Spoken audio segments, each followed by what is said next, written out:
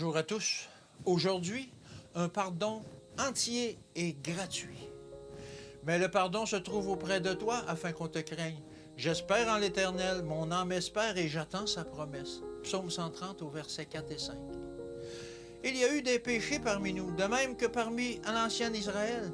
Mais grâce à Dieu, une porte s'est ouverte pour nous que personne ne peut fermer. Les hommes disent, je vous pardonne tout le mal que vous m'avez fait, mais leur pardon ne pourrait effacer un seul péché. Cependant, la voix qui résonne du calvaire lui dit, mon fils, ma fille, tes péchés sont pardonnés. Et cette voix est complètement efficace. Cette seule phrase a du pouvoir et éveille la gratitude du cœur reconnaissant. Nous avons un médiateur, il n'y a qu'un moyen de pardon, et ce moyen est toujours accessible, permettant au flot abondant de la miséricorde et du pardon divin de se répandre sur nous.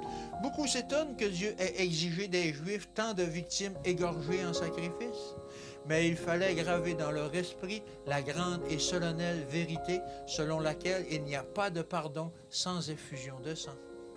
Une leçon était concrétisée par chaque sacrifice, imprimée par chaque cérémonie, solennellement prêchée par les prêtres lors du service sacré et incultée par Dieu lui-même. Cette grande vérité que le pardon des péchés n'est possible que par le sang du Christ. C'est ce qui était enseigné dans ces cérémonies. Je voudrais pouvoir présenter cette question à nos membres comme je la conçois.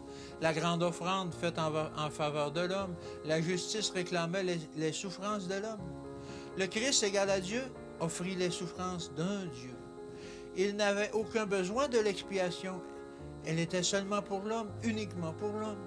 La profondeur de son agonie fut proportionnée à la dignité et à la grandeur de son caractère.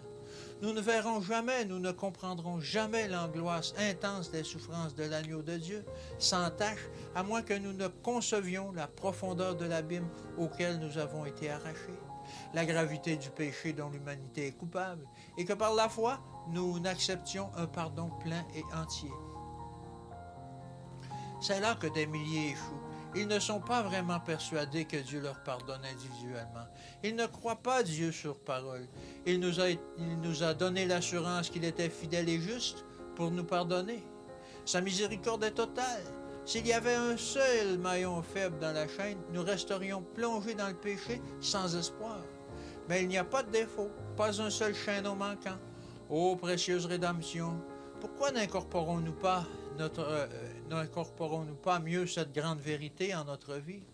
Comme il est inconcevable que Dieu, par l'amour du Christ, me pardonne, même moi, au moment où nous lui demandons de le faire, par la foi, croyant qu'il en est totalement capable.